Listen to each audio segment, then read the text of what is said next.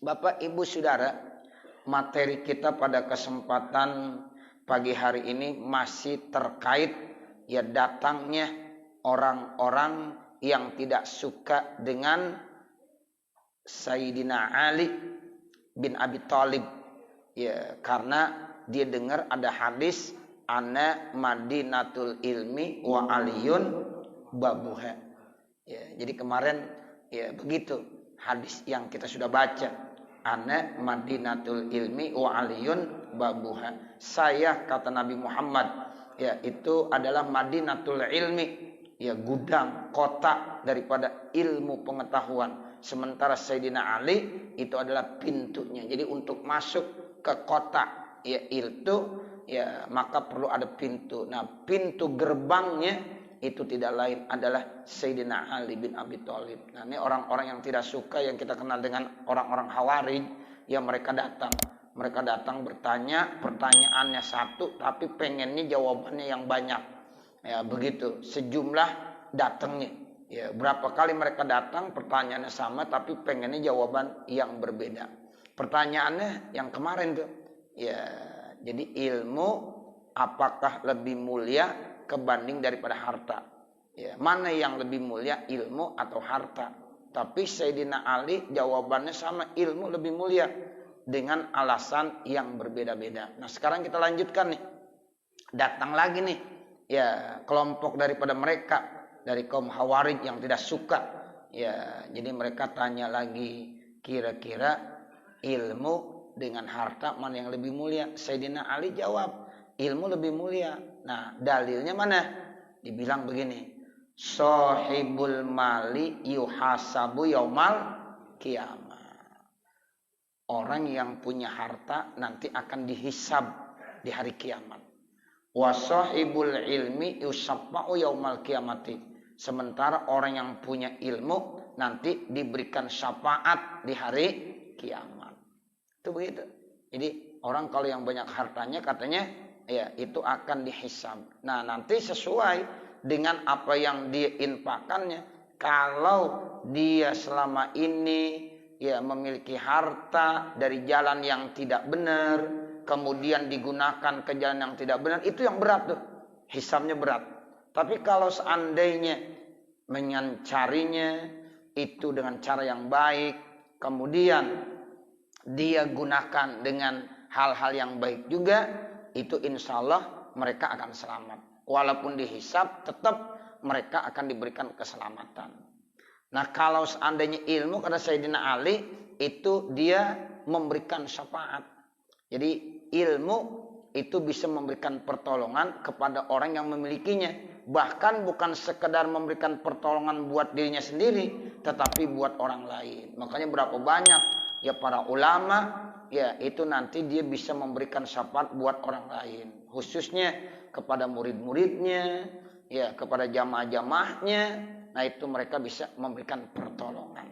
Nah, inilah yang saya katakan bahwa ilmu lebih mulia kebanding daripada harta. Ya, maka pergi lagi tuh kelompok yang bertanya seperti itu. Kemudian wajah akharu, datang lagi yang lain, waqala al ilmu abdulu amil malu, ilmukah yang lebih mulia atau harta? Faqala, maka ya menjawab lagi Sayyidina Ali, al ilmu abdulu minal malik, ilmu itu lebih mulia kebanding daripada harta.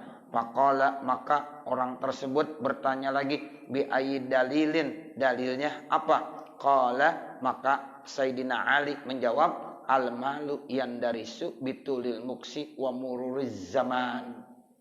Harta itu akan habis dengan ya berjalannya waktu dan disimpan terlalu lama. Jadi kalau harta disimpan terlalu lama tuh nanti nilainya akan berkurang. Contohnya duit, ya rupiah. Rupiah tuh kalau disimpan dari tahun ke tahun, simpan aja tuh duit. Ya, itu lama-lama nilainya semakin tinggi apa semakin rendah? Semakin rendah. Mulainya kan kita dewasa. Iya. Nah, jadi seperti itu tuh. Ya, jadi kalau seandainya ya uang itu biasanya kalau ya terlalu disimpan itu nanti akan mengalami inflasi. Gitu. Benar nggak? Iya, pasti itu. Uang 10.000 tahun 70 dengan uang 10.000 tahun sekarang itu nilainya bagaimana? Ya, tahun 70-an itu udah rendah banget. Ya, udah rendah benar. Ya, kalau dipakainya sekarang. Makanya Bapak, Ibu Saudara itu Bapak Ibu ya mungkin merasakan kalau tahun 70 punya uang 1 juta, apa aja bisa dibeli. Betul nggak? Iya. Sekarang kita punya uang 1 juta, banyak doang kelihatannya. Berapa? 1 juta. Banyak doang. Bawa ke Alfa habis nggak kira-kira? Kurang. Ya Allah, itu seperti itu. Ya, jadi ya nilai rupiah itu semakin kesini nih semakin menurun. Kalau dulu orang-orang tua kita bilang kalau punya uang 1 juta, masya Allah, ya mau beli apa aja itu insya Allah ada dah, bisa. Ya, makanya sekarang kita nih uang 100.000 ya, 100.000. Kelihatannya kalau untuk ngamal tuh 100.000 gede banget. Apalagi masukin kotak amal. Kayaknya lo gede banget gak dong? Masya Allah gue kayaknya ngamal kegedean tadi. Padahal Bapak Ibu Saudara kalau uang 100.000 ya kemudian ya dibawa dah ke Indomaret atau ke Alfamart atau ke Bayuran. Ya, banyak kurangnya enggak? Ya, banyak kurangnya. Bapak kasih istri dah ya, nih 100.000 nih, belanjain sana ke Indomaret. Ya, cerita istri kurang apa lebih? Pasti kurang. Tapi kalau yang namanya ngamal ke masjid, Nurul yakin dah. Ya hari Jumat bawa uang 100.000 kotak amal lewat. Ya Bismillahirrahmanirrahim. Kayaknya berat banget nih, gede banget nih gue nih.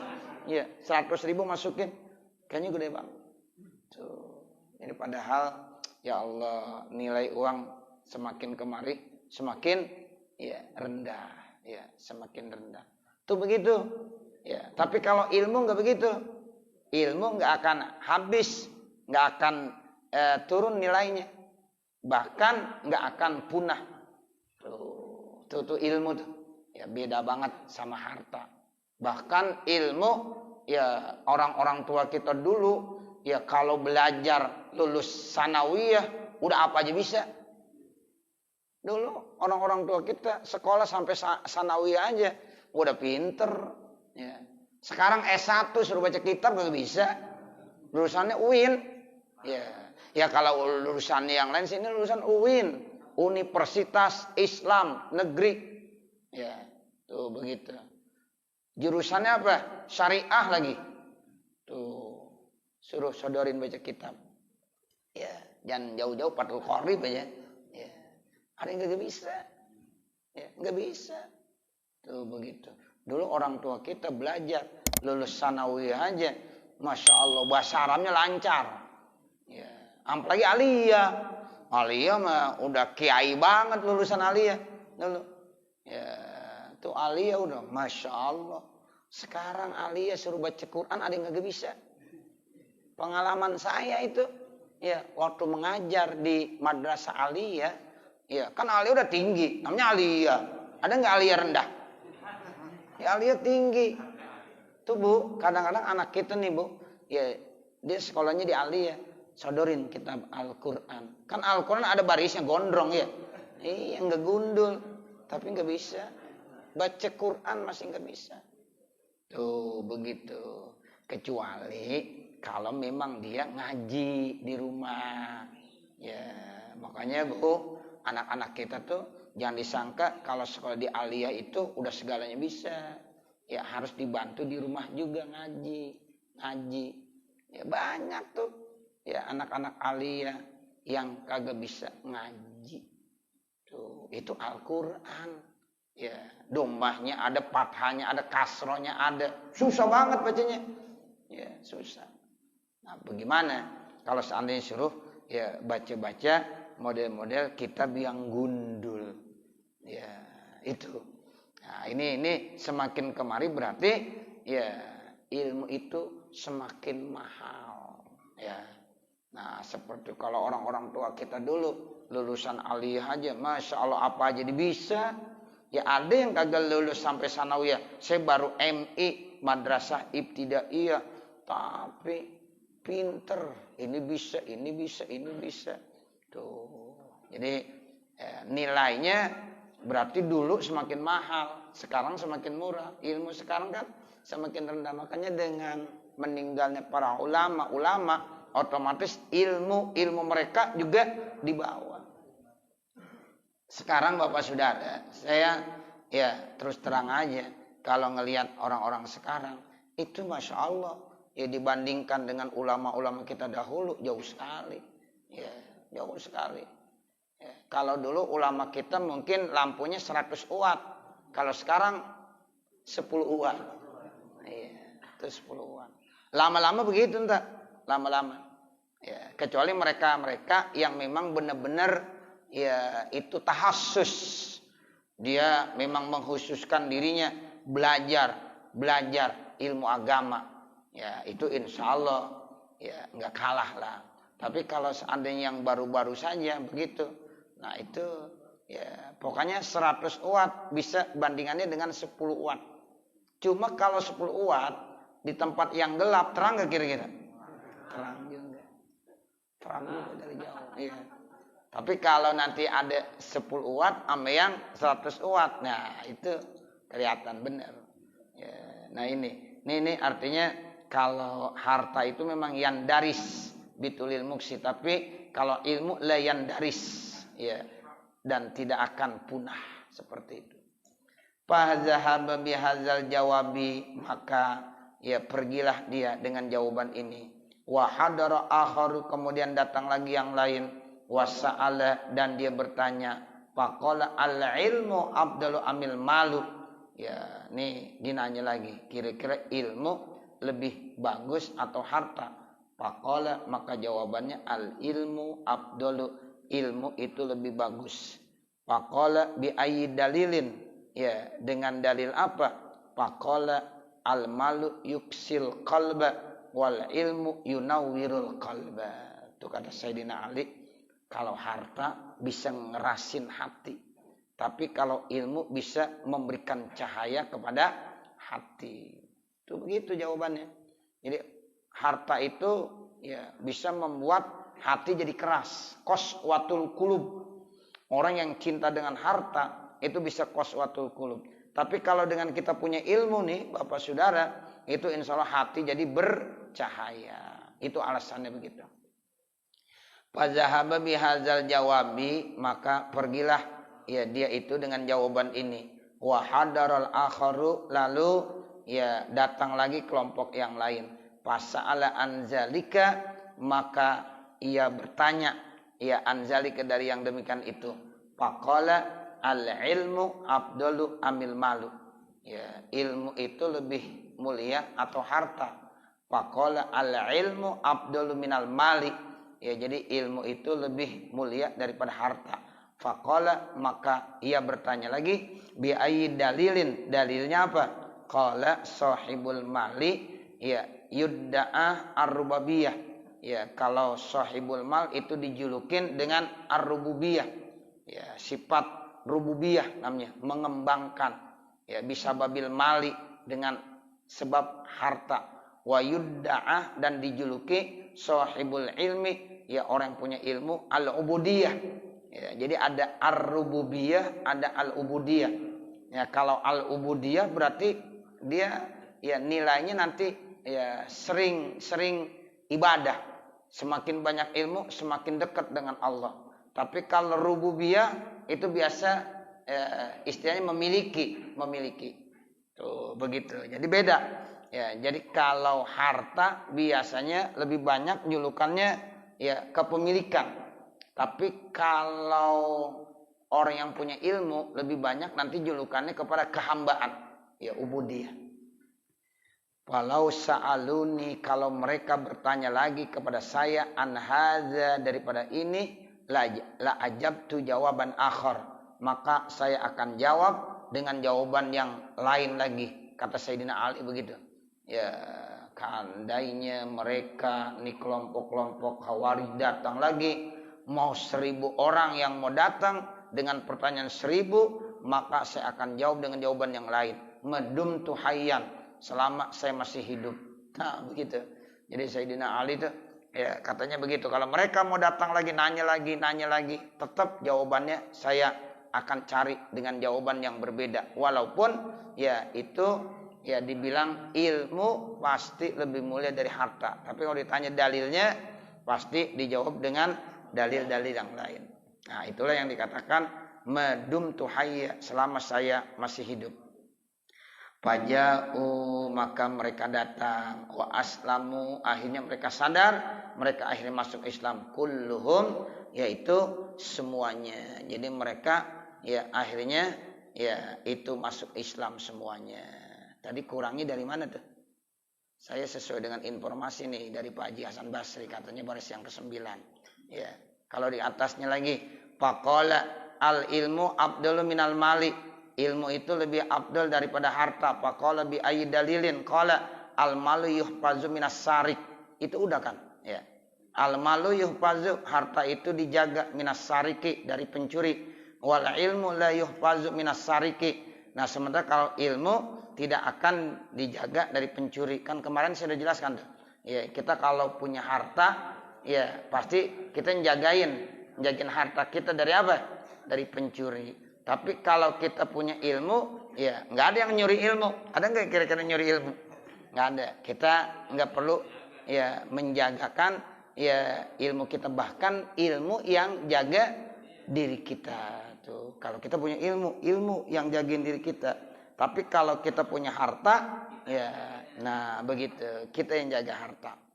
Ya makanya kalau ada orang-orang ya miskin yang saya bilang kemarin, kalau ditidur pintunya enggak dikunci juga tenang aja. Ya, tidur pulas banget, ngorok. Ya. Emang apa? Ya, siapa yang mau datang ke rumah saya? Coba kalau kita banyak harta, berani enggak pintunya? Ya, enggak dikunci. Nah, itu yang kemarin saya bilang, kadang-kadang pintu depan udah dikunci pagernya. Nah, terus pintu rumahnya dikunci, kemudian kamarnya depan juga dikunci. Kemudian lemarinya dikunci juga. Itu yang dikatakan kalau kita punya harta, kita yang jagain harta. Ya, seperti itu. Kayaknya udah semua dibaca ya. Al-hadisul khamisu, hadis yang kelima. An Abi Dzarrin Al-Ghifari radhiyallahu taala anhu. Ya, dari sahabat Abi Dzar Al-Ghifari radhiyallahu taala anhu, annahu qala, sesungguhnya beliau berkata, qultu ya Rasulullah, ya saya berkata, ya Rasulullah, alimni amalan yuqarribuni ilal jannati wa yubaiduni minan nar. Nah, kita Bapak Ibu Saudara sekarang masuk pada hadis yang kelima. Ya, hadis yang kelima ini datang dari Abi Dzar Al-Ghifari radhiyallahu taala anhu. Ya, bahwasanya beliau berkata, qultu ya Rasulullah, saya berkata ya Rasulullah, alimni amalan yuqarribuni ilal jannah. Ajarkan kepada saya satu amalan yang bisa mendekatkan diri saya kepada surga. Wa yubaiduni minan nari, dan juga amalan itu bisa menjauhkan diri saya dari neraka. Ini resep ya sangat perlu buat kita. Ya, awalnya sahabat Abu Dzar Al-Ghifari yang bertanya kepada Rasulullah. Ya Rasulullah, ajarkan kepada saya satu amalan yang bisa mendekatkan diri saya kepada surga dan menjauhkan diri saya dari api neraka. Qala, lalu ya Rasulullah SAW ya bersabda, kata Rasulullah, iza amilta sayi'atan fattabi'ha hasanatan. Apabila kamu selesai melakukan perbuatan salah, perbuatan dosa, maka ikuti perbuatan salah itu dengan perbuatan-perbuatan yang baik. Tuh, itu begitu. Itu insya Allah nanti menjadi satu apa? Satu bentuk pembebasan dan penghapusan daripada dosa yang pernah kita lakukan. Jadi pokoknya kata Nabi, kalau kita nih sebagai manusia habis melakukan kesalahan, tolong ya ikuti dengan kebaikan-kebaikan. Artinya kebaikan minimal apa? Istighfar. Ya, jadi kalau kita habis melakukan kesalahan nih Bapak Ibu Saudara, ikuti dengan kebaikan. Artinya istighfar. Astagfirullahaladzim. Itu begitu. Makanya khairul khata'in at-tawabud. Ya, di dalam salah satu hadis begitu kata Nabi. Sebaik-baik orang yang bersalah adalah orang yang bertobat. Artinya orang bertobat dia menyadari bahwa dia habis melakukan kesalahan, ya akhirnya dia bertobat, dia kembali kepada Allah Subhanahu wa taala. Minimal dibaca astagfirullahalazim ya min jami'il ma'asi wazzunub. Itu begitu. Jadi Nabi bilang begitu, sebaik-baik orang yang punya kesalahan adalah orang yang mau bertaubat. Nah ini sama, iza amilta sayi'atan fattabi'ha hasanatan.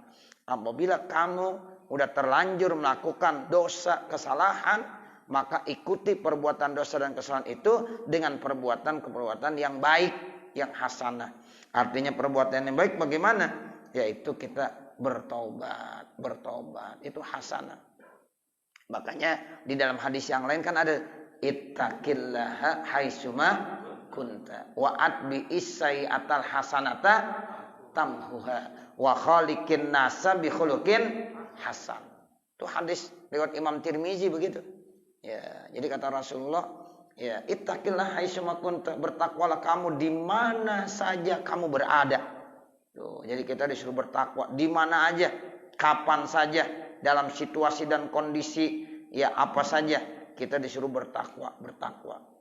Nah, kemudian wa'at bi'is sayyatal hasanata tamhuha, ikuti tuh ya kalau kamu udah terlanjur melakukan kesalahan, perbuatan dosa maksiat, nah ikuti dengan amal-amal kebaikan. Tamhuha, mudah-mudahan amal kebaikan bisa menghapus segala dosa kesalahan yang baru saja kamu kerjakan. Artinya minimal istighfar. Istighfar mohon ampun. Itu udah satu amal kebaikan. Makanya Bapak Saudara, orang yang bertobat itu hukumnya wajib.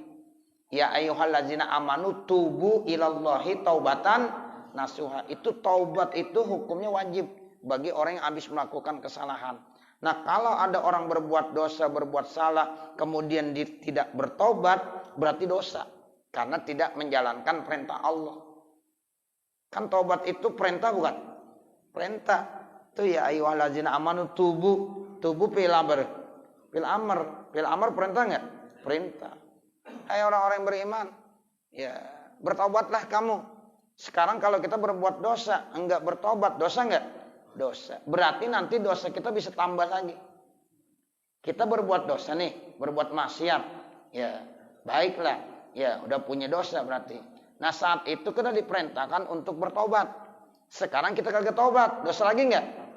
Dosa. Terus besok yang dosa yang kita enggak tobat lagi, ya kita kagak tobat lagi, dosa lagi enggak? Dosa lagi. Semakin kita enggak bertobat, berarti kita meninggalkan perintah-perintah Allah. Dosanya bertumpuk-tumpuk lagi, dosa lagi. Lama-lama banyak enggak? Banyak. Jadi semakin menumpuk. Nah makanya kita wajib ya ikuti perbuatan dosa tadi dengan kebaikan, yaitu istighfar. Ya, jadi kita harus banyak-banyak istighfar kepada Allah Subhanahu wa taala.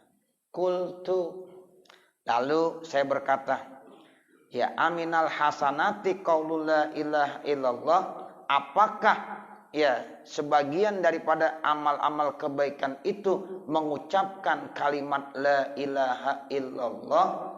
Tuh. Jadi Abu Dzar Al-Ghifari ya bertanya lagi kepada Rasulullah, ya Rasulullah, apakah bagian daripada amal kebaikan itu mengucapkan kalimat la ilaha illallah? Qala, lalu ya Nabi jawab, na'am, iya. Hiya ahsanul hasanat, dia itu merupakan kebaikan yang paling baik. Tuh, jadi kalimat la ilaha illallah itu merupakan ahsanul hasanat, merupakan kebaikan yang paling baik. Ya, Masya Allah. Makanya itu intinya baca kalimat la ilaha illallah. Itu kalau kita udah baca kalimat la ilaha illallah, Masya Allah, Bapak, Saudara, itu satu nilai yang sangat baik sekali. Ya, makanya kalau kita baca la ilaha illallah, ya kita panjangkan tuh.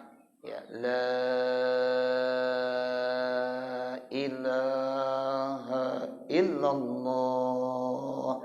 Itu kita baca, mudah-mudahan dosa-dosa kita rontok semuanya.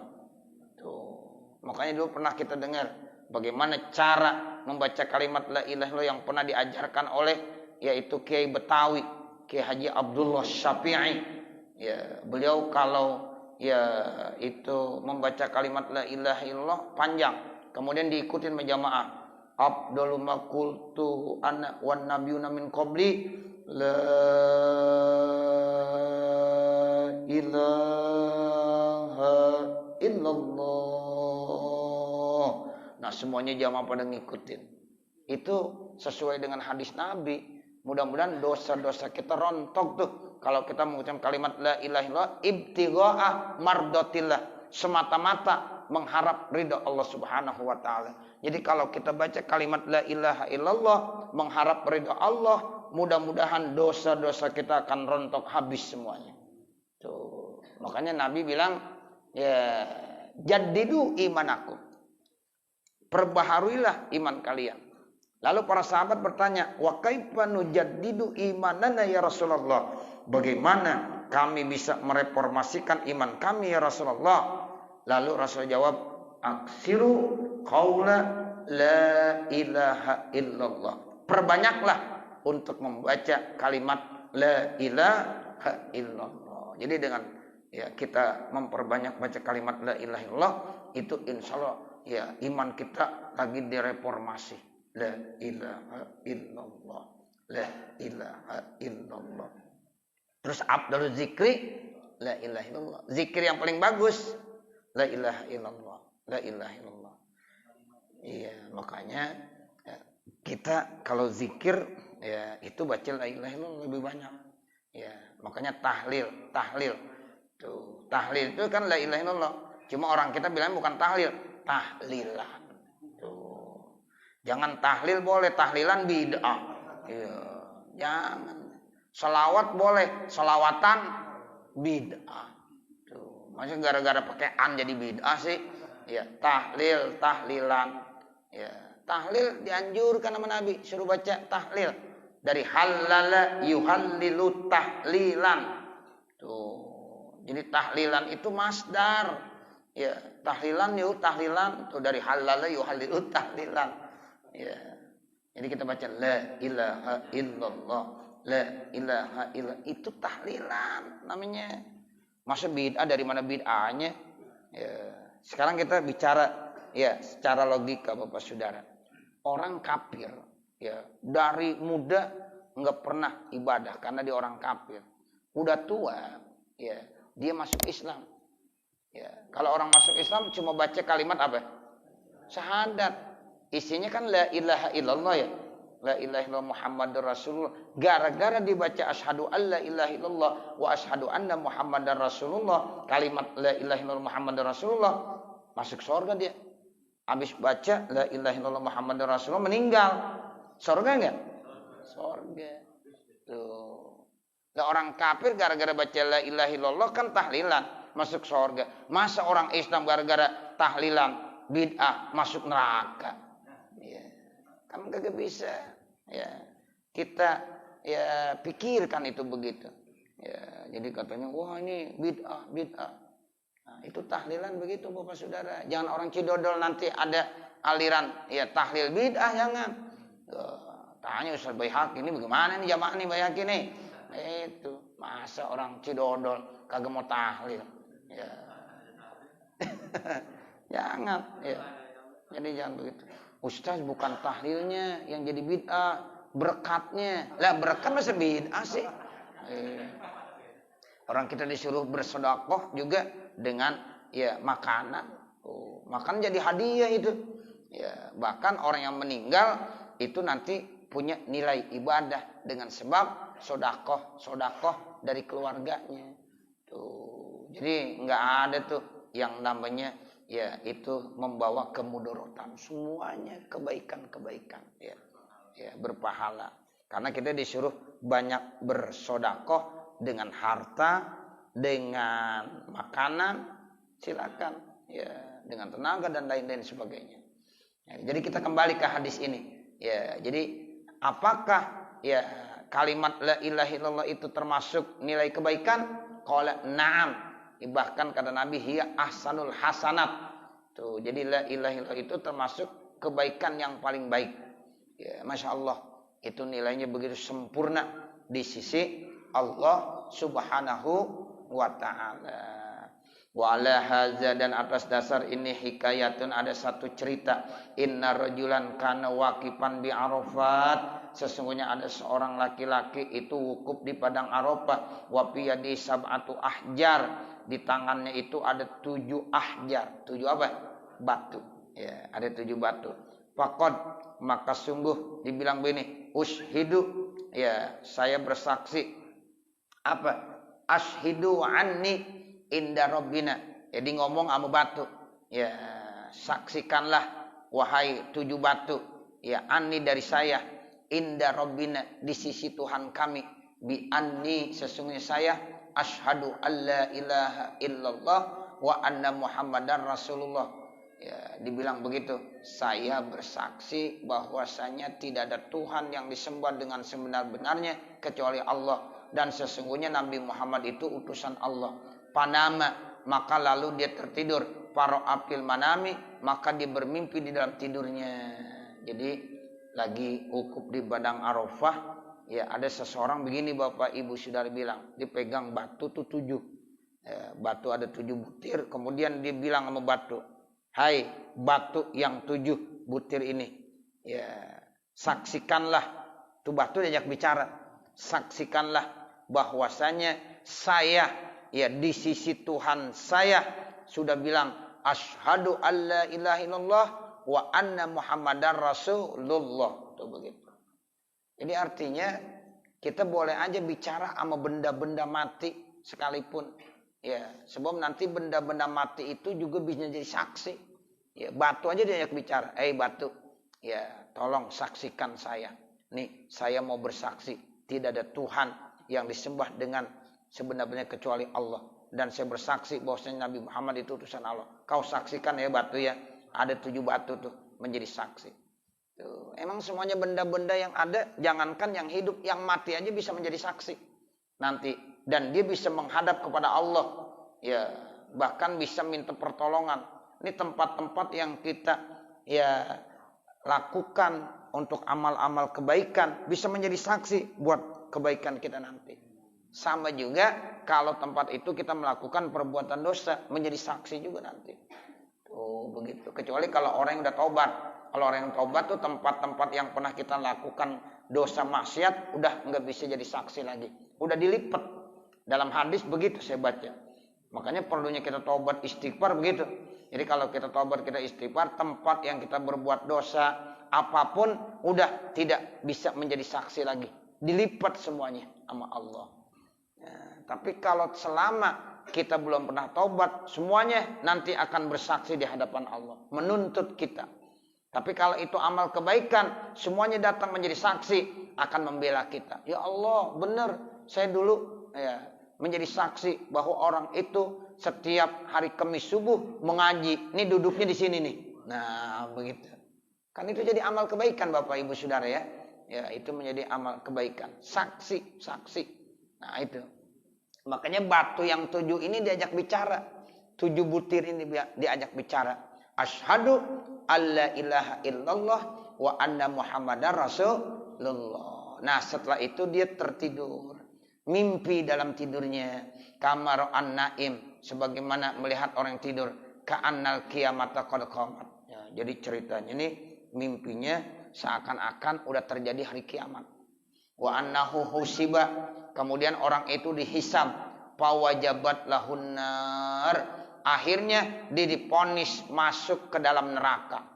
Tuh, jadi orang ini nih ya setelah dihisab di yaumul kiamah ya dapat keputusan dari Allah ya bahwa orang tersebut masuk neraka. Tuh begitu. Kan kita juga nanti semuanya begitu dihisab.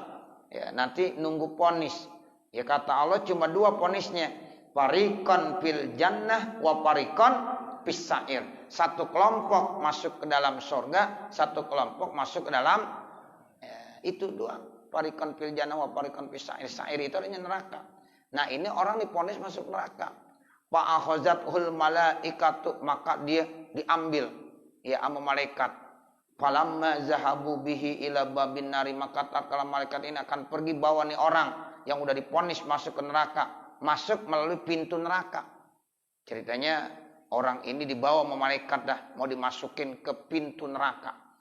Fa izan hajarun min tilkal ahjari, maka tiba-tiba ada batu dari batu yang dulu pernah dipegang, ada 7. Ya, ada 7 nih batunya. Ya, ada 1 batu ya yang ada tuh. Ya, tiba-tiba ya alqa nafsu ala babinar, tiba-tiba itu batu ya melemparkan dirinya di depan pintu neraka. Oh, depan pintu neraka. Kan pintu neraka katanya ada berapa? Ada 7. Makanya kita selalu baca ya apa? Ya Allahumma ajirni minan nar. Allahumma ajirni minan nar. Berapa kali? 7 kali. Ya Allah, selamatkanlah saya dari neraka. Itu neraka ada 7 pintunya. Nah, bacanya 7 kali supaya di pintu ini selamatkan sampai pintu yang ke-7. Itu begitu ibu-ibu ya. Kenapa kita kalau habis sholat bacanya Allahumma ajirni minan nar baru sekali. Allahumma ajirni minan nar baru 2 kali. Allahumma ajirni minan nar. Terus Bu baca sampai berapa kali? 7 kali. Supaya kita diselamatkan dari 7 pintu api neraka. Nah, seperti itu. Jadi ini ya batunya tiba-tiba ada di depan pintu neraka yang pertama. Fajtama'at malaikatul azabi, maka kumpul malaikat azab ala rabbi untuk mengangkat itu batu. Wah, malaikat rame-rame, malaikat azab tentunya yang ada di neraka. Ya, ingin ya mengangkat itu batu. Karena orang ini mau dimasukin ke pintu neraka kagak bisa. Karena ada apa? Ada batu. Batu ini sebagai penghalangnya. Ya, itu batu berarti bisa jadi besar, sebesar pintu neraka. Tuh, begitu. Ini malaikat bingung, bagaimana nih orang ini? Saya mau masukin ya ke neraka tapi pintunya ya terkunci, dihalang-halangi dengan batu. Ya, mereka kumpul semuanya, malaikat-malaikat azab kumpul untuk mengangkat ini batu. Falam yutikuhu, maka itu malaikat azab kagak mampu ngangkatnya. Masya Allah. Ya, jadi ya mereka nggak mampu untuk mengangkat batu tersebut. Summa sikomi ila babin akhar. Lalu kata malaikat, udah kalau begitu jangan lewat pintu neraka yang pertama, kita bawa aja ya ke pintu neraka yang kedua. Tuh, giring lagi. Yuk orang ini kita masukin dari pintu yang kedua. Ya, ila babin akhar. Faizan ali hajarun akhar. Tiba-tiba ada batu lain lagi begitu. Ya, mintil kal ahjari sab'ah, dari batu yang ada 7. Ya, datang lagi batu yang kedua, menghalang-halangi lagi di pintu neraka yang kedua. Falam yakdir al malaikatu. Akhirnya malaikat kagak mampu juga ala rabbi untuk mengangkatnya. Hatta sikobi ila sab'ati abwabin nar. Kemudian digiring lagi ke 7 pintu api neraka. Begitu pintu yang ketiga. Ya, ternyata ada batu lagi di situ. Pindah lagi ke pintu yang keempat, kelima, keenam, sampai pintu neraka yang ke-7 yang terakhir. Semuanya dihalang-halangi sama batu. Karena batunya ada berapa? Ada 7. Makanya ntar di rumah kita ambil 7 batu. Ya, batu kita ambil. Kita bilang, hei batu, saya bersaksi nih. Dengerin ya, dengerin. Ngomong aja mau batu dah. Ya. Asyhadu alla ilaha illallah wa asyhadu anna Muhammadar Rasulullah. Tuh. Masya Allah. Itu Bapak Saudara, itu keistimewaannya begitu. Apalagi ini di mana? Di Padang Arafah. Tuh, di Padang Arafah kan istimewa. Dulu waktu Bapak Ibu pergi haji di Padang Arafah, pernah nggak begitu? Ya, berarti pergi haji lagi. Ya, pergi haji lagi dah. Ya, ambil batunya 7, ajak bicara tuh. Ya, ajak bicara. Masya Allah. Ini nih manfaatnya. Ya, jadi cuma begitu doang tuh. Ada kesan yang sangat positif. Nah, seperti itu. Jadi setiap pintu neraka itu terhalang ya dengan batu tersebut. Sehingga malaikat bingung. Aduh, kata malaikat, putus asa juga nih gue nih, bagaimana ini? Ya, ini orang jadi kagak masuk neraka. Padahal Allah udah memvonis orang ini akan masuk neraka. Ya, tapi malaikat bawa dari pintu pertama sampai pintu yang ke-7 nggak bisa dihalang-halangi oleh batu tersebut. Akhirnya ngadu nih malaikat. Dan malaikat kan emang begitu. Perintahnya begini-begini nggak bisa. Ya, tinggal ngadu lagi sama Allah Subhanahu wa taala. Ya, jadi faizan ali hajarun akhar min tilkal ahjari sab'a falam yakbir al malaikat wala rabbih, terus ya summa siqala tahtil arsy, kemudian orang ini digiring dibawa ke bawah arasnya Allah Subhanahu wa taala.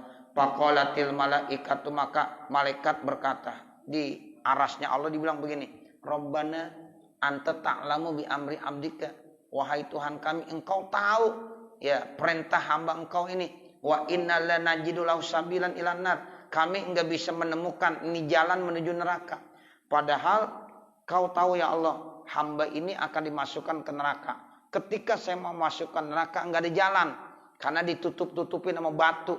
Ya, pintu pertama ditutupin sama batu. Saya mau angkat kagak kuat saya ya Allah. Ya, faqala rabb tabaraka wa ta'ala. Akhirnya Allah jawab. Ya, Allah berkata kepada malaikat, abdi, wahai hambaku, ushidtu saya ashadatil ahjaru. Nah, begitu. Ashadatil ahjaru, batu-batu itu udah bersaksi. Falam tudayyi haqqaka, maka ya engkau tidak disia-siakan hak engkau. Fa kaifa udayyu an haqquka, maka bagaimana saya menyia-nyiakan ya hak kamu. Wa ana syahidun bi syahadatik, dan saya bersaksi dengan saksinya kamu di depan batu-batu. Qala adkhiluhul jannah. Tuh kata Allah begitu. Malaikat, udah orang ini masukin aja ke sorga. Tuh. Jadi akhirnya kata Allah, kalau batu aja tidak menyia-nyiakan kesaksianmu pada saat kamu dulu di Padang Arafah bersaksi, itu batu nggak mau menyia-nyiakan ya kesaksian kamu, apalagi saya, kata Allah begitu. Saya juga tidak akan menyia-nyiakan kesaksian kamu pada saat itu. Yang saya udah vonis kamu masuk neraka, enggak jadi. Ya, saya batalkan. Ya, akhirnya kata Allah kepada para malaikat, hei malaikat-malaikat, masukkan nih hamba saya ini ke dalam surga. Nah, begitu. Nah, sekarang dimasukkan ke dalam surga dan ceritanya ya, dibawa dan nih. Falamma qaruba min babil jinan, maka tatkala orang itu udah dekat di pintu sorga, izan abwabuha mughallaqah, tiba-tiba pintunya terkunci. Nah, bagaimana ini? Ya, Allah udah suruh masukin ke dalam sorga, pintu sorganya enggak ada yang terbuka, semua pintu sorga terkunci. Ya, pintu yang pertama terkunci, pintu yang kedua terkunci. Bagaimana? Faja'at syahadatu alla ilaha illallah, tiba-tiba datang bentuk syahadat la ilaha illallah, tidak ada Tuhan yang disembah dengan sebenar kecuali Allah. Wa fatahatil abwaba, lalu syahadat itu bisa membukakan pintu-pintu sorga kullaha, semuanya. Pintu sorga ada berapa? Ada 8. Ya. Kalau pintu neraka ada berapa? 7. Nah, kalau pintu surga ada 8. Min abwabil ya samaniyah. Tuh, jadi pintu surga ada 8. Terbuka ternyata Bapak Ibu Saudara pintu surga itu ya dengan kalimat apa? La ilaha illallah. Pada kholal rajul, maka laki-laki itu ya masuk aja. Ya, itu. Makanya dibilang miftahul jannah la ilaha illallah. Itu miftahul jannah la ilaha illallah. Ya, jadi yang bukain pintu surga itu ternyata kalimat la ilaha illallah. Akhirnya masuk dah tuh ke dalam surga. Masya Allah. Itulah keistimewaan kalimat la ilaha illallah. Nah, mudah-mudahan apa yang kita baca ada manfaatnya. Amin ya rabbal alamin. Wa sallallahu ala sayyidina Muhammadin wa ala alihi wa sahbihi wasallam. Walhamdulillahi rabbil alamin. Al-Fatihah. A'udzu billahi minasyaitonir rajim. Bismillahirrahmanirrahim. Alhamdulillahi rabbil alamin. Arrahmanir rahim. Maliki yaumiddin. Iyyaka na'budu wa iyyaka nasta'in. Ihdinas siratal mustaqim. Siratal ladzina an'amta 'alaihim ghairil maghdubi 'alaihim waladdallin. Rabbighfirli wa liwalidayya amin. Bismillahirrahmanirrahim. Alhamdulillahi rabbil alamin. Hamdan yuwaffi ni'amahu wa yukafi mazidah. Ya Rabbana lakal hamdu wa lakas syukru kama yanbaghi li jalali wajhikal karim wa li 'azimi sultanik. Allahumma salli ala sayyidina Muhammad wa ala ali sayyidina Muhammad. Allahumma inna nas'aluka